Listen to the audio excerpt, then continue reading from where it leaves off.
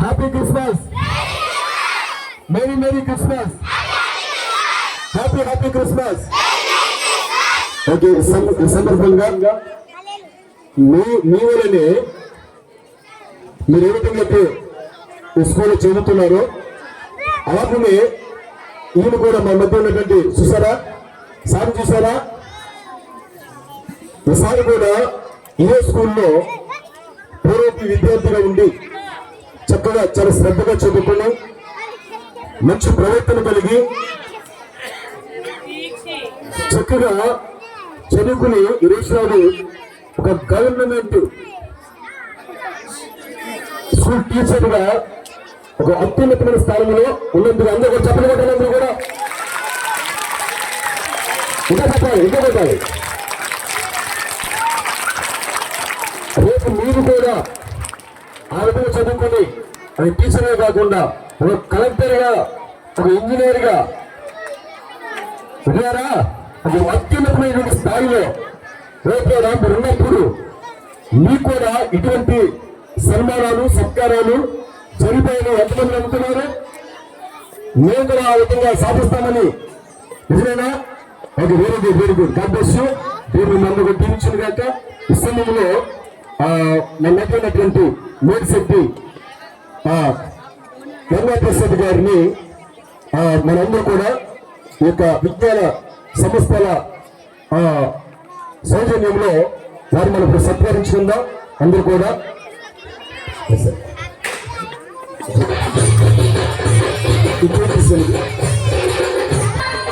పద్ధతులు పెద్దలు ప్రజలు అందరూ కూడా మన వెంకటేశ్వర గారిని సన్మానించి సత్కరించవలసిందిగా అందరినీ సాధారణంగా ఆహ్వానిస్తున్నాము.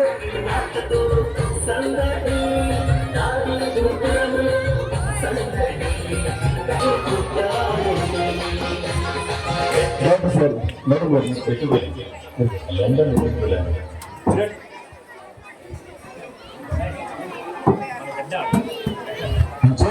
గారు, చైర్మన్ గారు పొద్దున్న చెప్పండి మేడం కూడా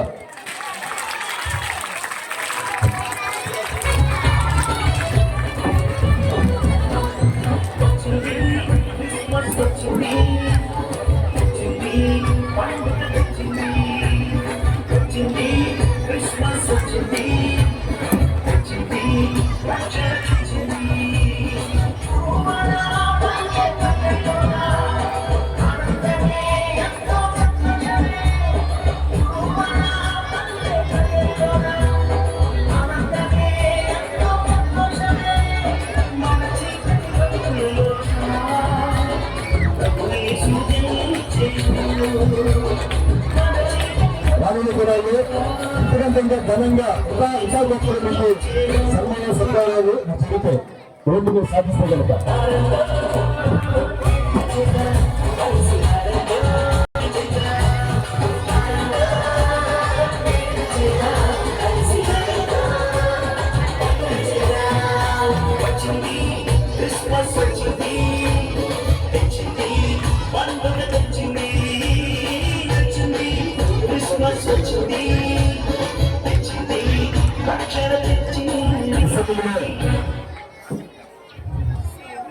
స్కూల్లో చదువుకుని ఇంత అత్యున్నత స్థాయికి ఎదిగినటువంటి మేడ్చెట్టి వెంకటేశ్వర గారు మనకు అనుభవాలను ఈ స్కూల్తో ఉన్నటువంటి అనుబంధాన్ని మనతో పంచుకుంటారు.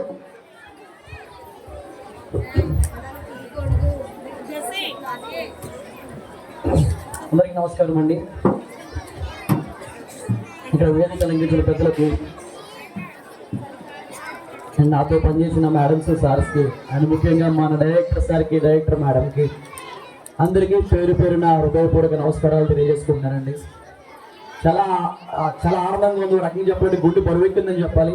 ఎందుకంటే నేను మీలాగే first, second, third up to 7th వరకు అండి సార్కి బ్రాంచెస్ ఉంటే తానటి కంటే చదువుకున్నాను అక్కడ ఇక్కడ.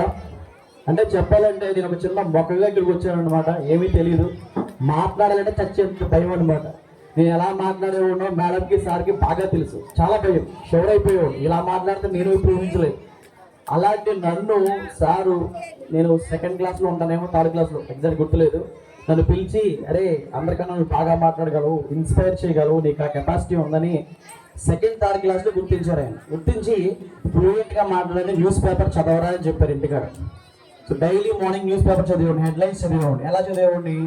యాంకర్ చదివితేనే నేటి వార్తల్లోని ముఖ్యాంశాలు, ఏ రోజు ఆ లెవెల్ చదివాడు అనమాట. అలా అలా మెల్లిగా భయాన్ని తగ్గించుకోవడం మొదలుపెట్టాను. ఇంకా తర్వాత ఎడ్యుకేషన్ విషయానికి వచ్చేస్తే విజ్ఞాన్ స్కూల్లో ఇవాళ నేను మాట్లాడే ఇంగ్లీష్ అవ్వచ్చు, తెలుగు అవ్వచ్చు, ఇవన్నీ ట్రైన్ చేసింది విజ్ఞాన్ స్కూల్లోనే. ఆది బీజం పడింది విజ్ఞాన్ స్కూల్లోనే. ఎక్కడికి వెళ్ళి చెప్తా గర్వంగా. ఇవాళ మీకు ఏఏవి వచ్చింది, లేదా మీకు యూట్యూబ్స్ వచ్చినాయి, ఛానల్స్ వచ్చినాయి. సో నేర్చుకోవాలంటే చాలా ప్లాట్ఫామ్స్ ఉన్నాయి ఈరోజు. కానీ 2002, 2003, 2010కి ముందు అయితే ఇంత టెక్నాలజీ లేదు. అది చదువుకున్న వాళ్ళు చాలా అరుదు. అందులో ఇంగ్లీష్ మీడియం అంటే అదొక వెంటగా చూసేవాళ్ళు. అలాంటి రోజుల్లో ఒక మారుమూల ప్రాంతం కాలపాలెం, కృష్ణా జిల్లా కాలపాలెంలో బస్సు పంపించి అంటే బస్సులో స్కూల్కి వెళ్తుంటే ఘనత ఆ రోజుల్లో. అంటే చదువు అనేది కేవలం 10 ఎకరాల పైన ఉన్న వాళ్ళు మాత్రమే చేసేది, అందరికీ అయ్యేది కాదు ఆ రోజుల్లో. మా నాన్నగారు వ్యవసాయకులు, రోజుకి 50 రూపాయలు కూలి ఆ రోజుల్లోనే. మేము 70 కట్టాడు, ఫీజు ఉన్నాయి. అందులో ఎలా ఉంటుంది 50 రూపాయలు, 100 రూపాయలు, 150 రూపాయలు కట్టాం. మహానుభావులు ఏమి ఇచ్చిన తీసుకోగలరు, ఇద్దరికి ఏమి ఇచ్చిన తీసుకోగలరు. 150 రూపాయలు కూడా ఫీజు కట్టించుకున్నాం ఆయన ఆ రోజుల్లో. 150 రూపాయలు నమ్ముతారా? 150 రూపాయలు కట్టాము ఆయనకి. ఏమనేవాళ్ళు కాదు. ఆయనకి ఎన్ని ఆర్థిక ఇబ్బందులు వచ్చినా మీరు చదువుకుంటారా, మేము చూసుకుంటూ ఉండేవాళ్ళు. 2000 తాజాడ బ్రాంచ్ లో ఉన్నాం. ఆ తర్వాత రావడం ఇబ్బంది, బస్సులు లేక అటు 8th క్లాస్ నుంచి అది వెళ్ళాల్సి వచ్చింది. కాకపోతే ఇవాళ ఈ స్టేజ్ లో ఉన్నామంటే కారణం మేము చదివిన ప్రైమరీ ఎడ్యుకేషన్ అంటే విజ్ఞానం చేసుకున్న పుణ్యం. ఎక్కడికి చెప్పే మాట. ఎందుకంటే సమరీ, టెక్స్ట్ బుక్ రీడింగ్, ఇవి ఇవాళ ఈ సోకాల్ కార్పొరేట్ స్కూల్స్ అనేవి చేస్తున్నాయి. కానీ ఆ రోజుల్లోనే మా చేత చేయించేవాళ్ళు సార్. అండ్ గ్రంథాలయాలు కాంపిటీషన్ తీసుకెళ్ళేవాళ్ళు, భగవద్గీత క్లాసులు చెప్పించేవాళ్ళు ఆ రోజుల్లోనే. దాంట్లో ఒక శ్లోకం ఏమంటారంటే కర్మణ్యేవాధికారస్తే మా ఫలేషు కదాచన మా కర్మ ఫల హేతుర్భో మాతే సంగోత్స కర్మని. ఆయన నుంచి నేర్చుకున్నది ఒకటే. సో సమస్త గీతాసారం కూడా ఒకటే. ఏంటది? నా పని నేను చేసుకుంటూ వెళ్ళాను. ఎవరు మెచ్చుకుంటారో తిట్టుకుంటారో నాకు అనవసరం, నా పని నేను చేసుకుంటూ వెళ్ళా. స్కూల్లో క్లాసులు చెప్పినప్పుడు నేను విద్యార్థిగా ఉంటే ఎలా ఇష్టపడతానో పిల్లలకి అలాగే చెప్పేవాడు. మీకు అలాగే చెప్పలేదా? అలాగే చెప్పలేదా? సో నేను మీ ప్లేస్ లో కూర్చుండే నేను ఎలా ఎంజాయ్ చేస్తాను క్లాస్ని, అదే మాదిరిగా చెప్పేవాడు క్లాసులు కూడా. సో అలా నేర్చుకుంటూ, జ్ఞానాన్ని అన్వేషించుకుంటూ, నేర్చుకుంటూ, జ్ఞానాన్ని పంచుకుంటూ చదివాను. ఎక్కడ ఏ కోచింగ్కి వెళ్ళలేదు. అండ్ ఎగ్జామ్స్ ముందులో కూడా వచ్చి క్లాసులు చెప్పాను. విషయం ఒకటే ఏంటంటే, మనం ఏదన్నా ఒక ఫీల్డ్ ఎంచుకుంటే ఇది నా జీవితం, ఏదైనా ఒక సంస్థలో మనం పనిచేస్తే జీవితం కోసం కాదు, జీవితం కోసం పనిచేయాలి, జీవితాన్ని మార్చడం కోసం పనిచేయాలి. రెండింటికి చాలా తేడా ఉంది. ఏంటి సార్ తేడా అంటే, జీవితం కోసం పనిచేస్తే వెళ్ళి డ్యూటీకి సైన్ వచ్చేస్తాం. జీవితం మన జీవితం, ఎందుకంటే మీరు అందరూ బీఈడీ చేస్తుంటారు కాబట్టి మన జీవితాలు పిల్లలతో ముడిపడి ఉంటాయి, ఖచ్చితంగా ముడిపడి ఉంటాయి. ఎక్కడికి వెళ్ళినా పిల్లలు మారరు, ఏమో స్కూల్ మారుతుంది, ప్రాంతం మారుతుంది, కానీ చేసే పని మారుతుంది. ఆ పనిలో పర్ఫెక్షన్ నేర్చుకుంటూ వెళితే ఆ పని మనం అడ్రస్గా తీసుకెళ్తుంది. నేను చేసిన ఏమి చేయాలి, నేను ఏదో చేశాను. అది సార్ స్కూల్కి వచ్చి చేసినా, వేరే స్కూల్లో చేసినా, ఎక్కడ చేసినా నా పని పర్ఫెక్ట్ గా స్కూల్గా చేస్తున్నాను. నెక్స్ట్ టైం చేస్తే ఇంకెంత బాగా చేయవచ్చు. ఇలా బాగా ఈ రోజు ఎగ్జాంపుల్ తీసుకున్నా, ఇంకో ఎగ్జాంపుల్ తీసుకుంటే ఎంత ఈజీగా పిల్లలకి అర్థమవుతుంది అని. సో నాకు నేనే క్రాస్ చెక్ చేసుకుంటూ బీఈడీలో నేను చదివిన మెథడాలజీని క్లాస్లో అప్లై చేస్తూ ఒక సోషల్ అనే బోరింగ్ సబ్జెక్ట్ని ఇంట్రెస్ట్ గా చెప్పడం ఎలా అని నేను చేసిన నా ఓన్ రీసెర్చ్ ఫలితమే ఇవాళ స్టేట్ లో 16th ర్యాంక్, డిస్ట్రిక్ట్ లో 4th ర్యాంక్ కారణమైంది. నేను చాలాసార్లు టీచర్ ట్రైనింగ్ ప్రోగ్రామ్ కూడా అదే చెప్తాను అందరికీ. ఏం చెప్తారంటే, ఇష్టపడండి, స్టూడెంట్ లెవెల్ తెలుసుకోండి, స్లోగా వాళ్ళ కోసం ట్రైన్ చేయండి. మన క్లాస్ ఎప్పుడు బాగుంటుందో తెలుసా? ఎప్పుడైతే మన నుంచి సబ్జెక్ట్ తీసుకున్న స్టూడెంట్స్ మనల్ని క్రాస్ క్వశ్చన్ చేయడం మొదలు పెట్టారో అప్పుడు క్లాస్ అద్భుతంగా ఉంటుంది. అది లేనంత కాలం క్లాస్ డల్గా, నిరుత్సాహంగా మనకు మనం చెప్తున్నట్టు కనిపిస్తుంది అనమాట. సో కాబట్టి నేను అటు స్టూడెంట్స్ కి అటు టీచర్స్ గురించి కూడా మాట్లాడతాను. ఇక స్టూడెంట్ విషయానికి వచ్చేస్తే, అంటే మీలో ఎంతమంది ఇంటికి వెళ్ళాక డైలీ వర్క్ చేస్తున్నారు? అందరూ చేస్తున్నారా? బా వెరీ గుడ్, మీరు విజ్ఞాన స్టూడెంట్స్ చేసేస్తారు. సో మీకు ఎంతమంది డౌట్స్ వస్తున్నాయి చదువుతున్నప్పుడు? ఎంతమంది డౌట్స్ వస్తున్నాయి? చాలా తక్కువ మందికి వస్తున్నాయి కదా. Okay. And daily at least 2 new words నేర్చుకుంటున్నారా? 2 కొత్త పదాలు నేర్చుకుంటున్నారా? సో నేర్చుకున్నాను, వాడుతున్నారు క్లాస్లో. మీరు నమ్మరు, నేను 5th క్లాస్ అనుకుంటా. సో టాలెంట్ స్కూల్ తాడినగర్లో మా దగ్గర డిక్షనరీ ఉండేది ఆ రోజు, లాస్ట్ డిక్షనరీ. మా పని ఏంటి తెలిసే రోజు మేడం క్లాస్కి వచ్చేసరికి రైట్, సో పాత పదం కొత్త పదం కలిపి ఒక వర్డ్ చెప్పాలి మేడం గారికి. ఫర్ ఎగ్జాంపుల్ సఫిషియంట్ అంటే సఫిషియంట్ సరిపడినంత, ఓకేనా. సఫిషియంట్ అనే వర్డ్ చెప్తే దాని మీద సెంటెన్స్ చెప్పాలి madam. So today my body having sufficient water, అలా ఒక సెంటెన్స్ క్రియేట్ చేసి చెప్పాలి మేడం కానీ సార్ కానీ. అలాంటి రూల్స్ ఉండే స్కూల్లో. అవి ఎక్కడ కూడా పనిష్మెంట్ కాదు, పనిష్మెంట్ గురించి కాదు, కేవలం రేపొద్దున మన భవిష్యత్తులో సో అంటే ఇంగ్లీష్ మాట్లాడడం వస్తే ఆటోమేటిక్గా మన లైఫ్ వెళ్ళిపోతుంది. లైఫ్ స్కిల్స్ ఆ రోజుల్లోనే చేసేవాడు, అర్థమవుతుందా. సో ఆ తర్వాత కెరియర్లో ఇంకా మంచి మైల్ స్టోన్ ఏంటంటే, నేను విజయవాడలో ఆంధ్ర కాలేజ్ చదివాను. విజయవాడ ఆంధ్ర కాలేజ్ వెళ్ళిన తర్వాత ముందు తర్వాత చెప్పాలి. అంటే ఇక్కడ జ్ఞానం అనేది బీజం వేస్తే లోయల కాలేజీలో వృక్షం అయింది. అక్కడ ఎందుకు వృక్షం అయిందంటే, అక్కడికి వెళ్ళిన తర్వాత ఇంగ్లీష్, ఎందుకంటే ఫాదర్స్ అందరూ ఉంటారు. అండ్ అక్కడ సోషల్ టీచర్కి కావాల్సింది అన్ని మతాలని కలుపుకునేవాడు. సో సమాజంలో ఉన్న అన్నింటినీ కలుపుకెళ్ళాం. సో ఎవరిని ఎక్కించుకోవడం ఎవరు తగ్గించుకోవడం. అక్కడ నా క్యాథలిక్ ఫ్రెండ్స్ అందరూ ఎక్కువ పరిచయం అయ్యారు, నాకు తెలిసి ఉండేవాళ్ళు. సార్ గారు మాట్లాడుతూ మాట చెప్పారు, నీ వల్లే పెరుగు అని ప్రేమించుకోని. నేను అది నమ్ముతా ఖచ్చితంగా. నాకు ఏది చేస్తే అంటే అవతల వ్యక్తి ఏది చేస్తే నాకు నచ్చదో అది కూడా నేను అప్పుడు చేయను. అంటే తన తగ్గించిన వాడు కూర్చొని అభినయం చెప్తారు. ఎప్పుడు కూడా తగ్గే ఉండాలి, ఖచ్చితంగా తగ్గి. నా దగ్గర ఇంత మేధస్సు ఉంది కదా, నేనే అన్ని అనుకోకూడదు. ఎవరిలో ఏ శక్తి ఉందో ఎవరికి తెలుసు. మర్రి చెట్టు వెనుకొని చిన్నగానే ఉంటుంది, చెట్టు పెద్ద తెలుసు, మహావృక్షం ఉంది. సో ఎప్పుడు కూడా ఎంత ఎదిగినా ఒదిగే ఉంటే ఏం పోయింది, మహా అయితే మాట అంటారు, అంత మించి ఏముంది. మన ఆస్తి పట్టుకెళ్ళిపోయేది లేదు, మన దగ్గర చూసిపోయేది లేదు. ఎందుకంటే మనం అంతా జ్ఞాన సంపార్జనలో ఉన్నాం. సో టీచర్స్కి స్టూడెంట్స్కి ఎప్పుడు కూడా లెర్నింగ్ అనేది ఎండ్ ఉండదు. కామ పెట్టి కంటిన్యూ చేయడమే తప్ప ఎండ్ అనేది లెర్నింగ్కి ఉండదు అనేది బలంగా నమ్ముతాను. సో లెర్నింగ్లో ఉన్నాం కాబట్టి ఏమో నాకు తెలిసింది మీకు తెలియకపోవచ్చు, మీకు తెలిసింది నాకు తెలియకపోవచ్చు, నేర్చుకున్నాం. సో అలా నేర్చుకుంటూ సాగే జర్నీలో ఇది ఒక మైల్ స్టోన్ మాత్రమే. నేను ఏదో వివచ్చంగా వచ్చి చేయాలి, కాకపోతే సో నేను నచ్చిన ఫీల్డ్లో నచ్చిన ప్లాట్ఫామ్కి వెళ్ళాను అంతే. సో 30 years ఏజ్ ఇప్పుడు ప్రెసెంట్. సో 2020లో BED అయ్యింది. అక్కడి నుంచి 5 సంవత్సరాలు కూడా కార్పొరేట్ స్కూల్స్ వర్క్ చేసుకుంటూ సార్ ఆహ్వానం మీద last year batch 10th class కూడా నేను వచ్చి క్లాసులు చెప్పాను. సో దేవుడి దయ వల్ల, ఎందుకంటే ఆయన మంచి మనసు కాబట్టి కష్టానికి ఎప్పుడు భగవంతుడు ఉంటాడు కాబట్టి మాకు 10th క్లాస్లో సోషల్గా 100 మంది వచ్చింది. మ్యాథ్స్లో కూడా అన్ని సబ్జెక్ట్స్లో మ్యాక్సిమం 100 మంది సాధించాం లాస్ట్ ఇయర్. సో అంటే ఇది ఒక మైల్ స్టోన్ మాత్రమే. ఎందుకంటే స్కూల్ లైఫ్లో 592 ఉంటే నెక్స్ట్ ఇయర్ 593 పెట్టుకున్నాం టార్గెట్ని. మనం ఎప్పుడూ కూడా అంటే మన చెప్పినట్టు మన కళలు కనాలి, పెద్ద కళలు కనాలి, దానికి ఏంటంటూ ఉండకూడదు. ఎందుకంటే మన ప్రయత్నాన్ని ఇంకా రెట్టింపు చేసుకోవాలి తప్ప చాలు అయిపోయింది సాధించేసాం ఇంకేంట్లే అని మాత్రం ఎప్పుడూ కూడా మనల్ని మనం తగ్గించుకోకూడదు, ఓకేనా, రైట్. సో అలా ముందుకు సాగండి. At the same time sir ఆ వాల్ట్ నుంచి ఈ వాల్ట్కి కూడా క్వాలిటీ ఆఫ్ టీచింగ్ని ఎప్పుడు కాంప్రమైజ్ అవ్వదు. మేము ముందు నుంచిన టీచర్లు అది కూడా well qualified and well experienced. And ఒక కార్పొరేట్ స్కూల్స్ ఎలా అయితే టీచర్స్ ట్రైనింగ్ చేస్తాయో ఎవ్రీ ఇయర్ మీ టీచర్స్ ఎవరికి ట్రైనింగ్ ఇస్తారు తెలుసా మీకు? సార్ తెలుసా తెలీదా మీకు? June 6th మీకు ఓపెనింగ్ అయితే June 1st వాళ్ళు వస్తారు. వాళ్ళకి ట్రైనింగ్ ఉంటుంది, అటు స్టూడెంట్స్ ఎలా హ్యాండిల్ చేయాలి, ఎలా చెప్తే బాగుంటుందని ఎవరైతే టీచింగ్లో ప్రొఫెషనల్స్ ఉంటారో వాళ్ళని తీసుకొచ్చి సార్ క్లాసులు చెప్పిస్తారు. అంటే దాన్ని ఏమంటారు, కెరియర్ ఎన్హాన్స్మెంట్ అంటారు. అలాంటిది ఎంత ఇవాళ ఏ స్కూల్ తీసుకోండి నేను ఇంత జాగ్రత్తగా.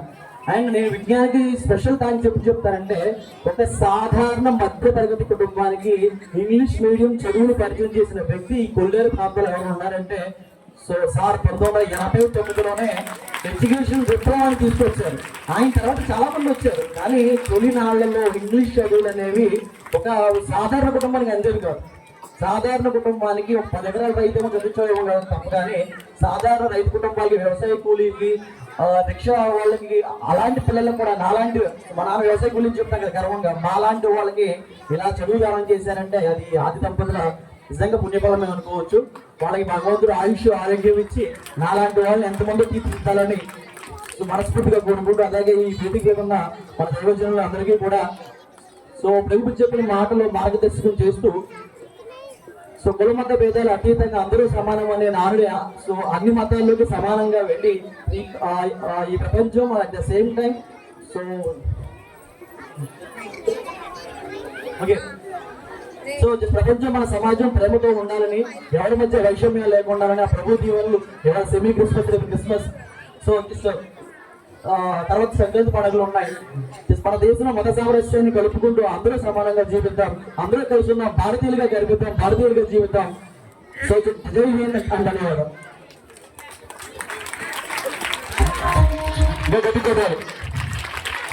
ఓకే, చాలా సంతోషము.